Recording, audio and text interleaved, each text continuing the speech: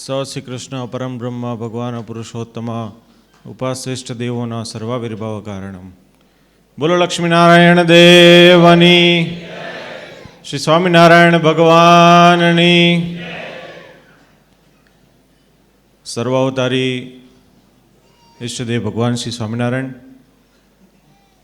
શ્રી લક્ષ્મીનારાયણ દેવ દ્વિશતાબ્દી મહોત્સવના ઉપક્રમે આજે વડતાલના આંગણામાં ઉજવાઈ રહેલ 84મી રવિ સભા, એમાં ઉપસ્થિત હમણાં જેમને આપ સર્વે ભક્તોને ભગવાનની લીલા તેમજ ચરિત્રની કથાનું શ્રવણ કરાવ્યું એવા વડતાલ મંદિરના મુખ્ય કોઠારી શ્રી ડૉક્ટર સંત વલ્લભદાસજી સ્વામી, તેમજ સભામાં ઉપસ્થિત જેમને હમણાં સર્વજીવ હિતાવહ સેવા યજ્ઞનું ઘણી બધી માહિતી આપણને આપી છે. આવનારા સમયમાં જે મહોત્સવ ઉજવવાનો છે એવા નારના સુખદેવ પ્રસાદદાસજી સ્વામી, ઉપસ્થિત શ્યામ વલ્લભદાસજી સ્વામી, ખંભાત મંદિરના કોઠારી એવા શાસ્ત્રી ધર્મનંદનદાસજી સ્વામી, બુદ્ધિસ્ટથી પધારેલા નવયુવાન શાસ્ત્રી સ્વામી શ્રી નારાયણચરણદાસજી સ્વામી, હરિગુણ સ્વામી, તેમજ ઉપસ્થિત શ્રીવલ્લભ સ્વામી, ગુણસાગર સ્વામી આદિ ઉપસ્થિત સર્વે આદરણીય બ્રહ્મનિષ્ઠ સંતો, જેમને આ રવિ સભાનું યજમાનપદ નિભાવ્યું છે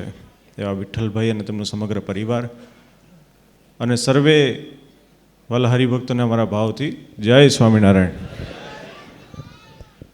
આજે આપણે બધાએ આ વડતાલની દિવ્ય ભૂમિમાં ઉપસ્થિત છીએ કે જે ભૂમિની જે રજ છે, જેની ધૂળ છે, એ શ્રીજી મહારાજના ચરણથી અંકિત થયેલી આ ભૂમિ છે.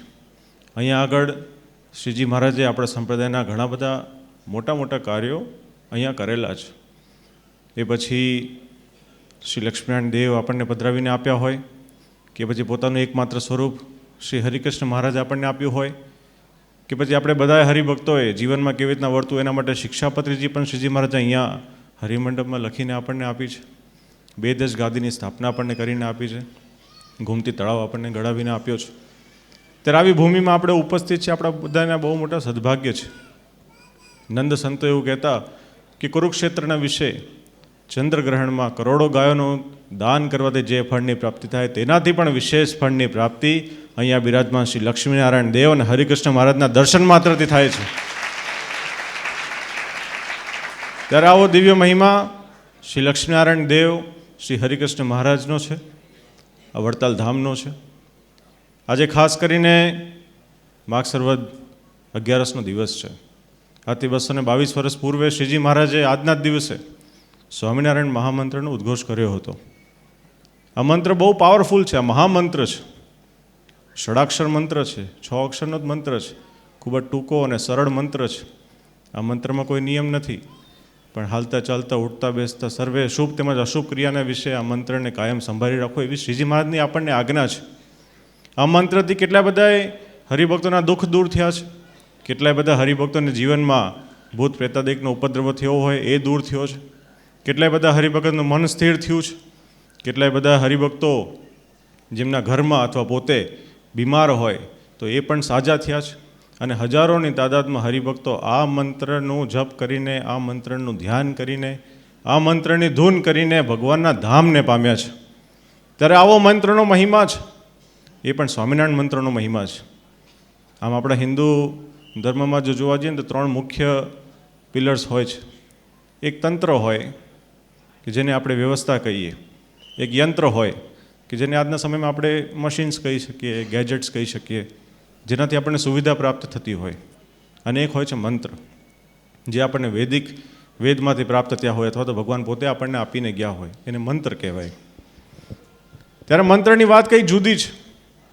ધારો કે હોસ્પિટલમાં જ્યારે કોઈ દર્દી દાખલ થાય ત્યારે તંત્ર અને યંત્ર આ બંનેની મર્યાદા જ્યાં પૂરી થતી હોય ત્યારે ડૉક્ટર પોતે પણ એવું કહેતા હોય કે હવે તમે છે ને ભગવાનનું સ્મરણ કરો. ત્યારે આવી તાકાત આ મંત્રની હોય છે, અને સહેજે સહેજે શ્રીજી મહારાજે આપણને મંત્ર આપ્યો છે. ત્યારે આ કેટલો દિવ્ય મંત્ર હોઈ શકે. માટે આજના દિવસે મારી આપ સર્વે ભક્તોને ભલામણ છે કે નિત્ય પ્રત્યે રોજ આ મંત્રની કાં તો ધૂન કરવી જોઈએ, આપણે માળા કરવી જોઈએ, સ્મરણ કરવું જોઈએ. એ જ મારી આજના દિવસે આપ સર્વે ભક્તોને ભલામણ છે. બીજું ખાસ કરીને આજે ઘણા બધા હરિભક્તો પદયાત્રા પગપાળા આવ્યા છે.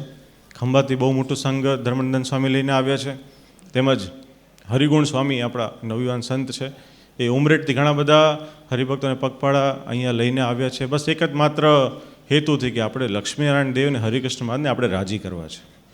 ત્યારે આ એમનો જે હેતુ છે એમને જેટલા ધન્યવાદ આપીએ એટલા ઓછા છે. અને ખાસ કરીને આજે બુધેજથી ત્યાં આગળ નારાયણચરણ સ્વામી તેમજ નવયુવાન માધવ સ્વામી જેમના નિશ્રામાં હમણાં સુંદર મજાનું હવેલી ઘાટનું આપણું બુધેજનું મંદિરનું નિર્માણ થયું છે, જેની મૂર્તિ પ્રતિષ્ઠા હમણાં જ ટૂંક સમયમાં છે. ત્યાંથી પણ સ્વામી બાઇક રેલી તેમજ કાર રેલી લઈને આવ્યા છે. ત્યારે જેટલાય પણ પદયાત્રી અહીંયા આવ્યા છે, અમારા ખૂબ ખૂબ આપ સર્વે ભક્તોને ધન્યવાદ છે. આપ સર્વે ભક્તોની શ્રદ્ધાને અમારા ખૂબ ખૂબ ધન્યવાદ છે. આજે ખાસ કરીને રવિ સભાનું આયોજન કરવામાં આવ્યું છે. છેલ્લા ઘણા વર્ષોથી રવિ સભાનું આયોજન થતું હોય છે. 84મી આ રવિ સભા છે. આના માધ્યમથી કેટલા બધા હરિભક્તો સત્સંગમાં જોડાણા છે, કેટલા બધા હરિભક્તોને ભગવાનનો સાચો મહિમા સમજાણો છે, કથા વાર્તાનું શ્રવણની પ્રાપ્તિ થઈ છે, કેટલા બધા હરિભક્તોને સંતોનો સમાગમ થયો છે. વડતાલવાસી શ્રી લક્ષ્મીનારાયણ દેવ શ્રી હરિકૃષ્ણ મહારાજની પ્રત્યે દ્રઢ નિષ્ઠા કેટલા બધા હરિભક્તોને વધી છે. ત્યારે રવિ સભાના આ બધા લાભ છે આપ સર્વે ભક્તોને સહેજે સહેજે પ્રાપ્ત થયા છે. ત્યારે આજના દિવસે વડતાલવાસી શ્રી લક્ષ્મીનારાયણ દેવ શ્રી હરિકૃષ્ણ મહારાજના ચરણોમાં પ્રાર્થના છે કે જેમને આ યજમાન પદ નિભાવ્યું છે એવા વિઠ્ઠલભાઈ અને તેમનો સમગ્ર પરિવાર એમની જે કાંઈ પણ મનોકામના હોય ભગવાન પૂર્ણ કરે. અને પરમ પૂજ્ય આચાર્ય મહારાજ શ્રી અત્યારે સોરઠ સૌરાષ્ટ્ર બાજુ સત્સંગ વિચરણ માટે ગયા છે. એમને પણ ઘણો રાજીપો થયો જ્યારે આટલો મોટો સંઘ અહીંયા ચાલીને આવ્યો છે. ત્યારે એમના પણ ખૂબ ખૂબ આશીષ છે, એમના આશીર્વાદ છે.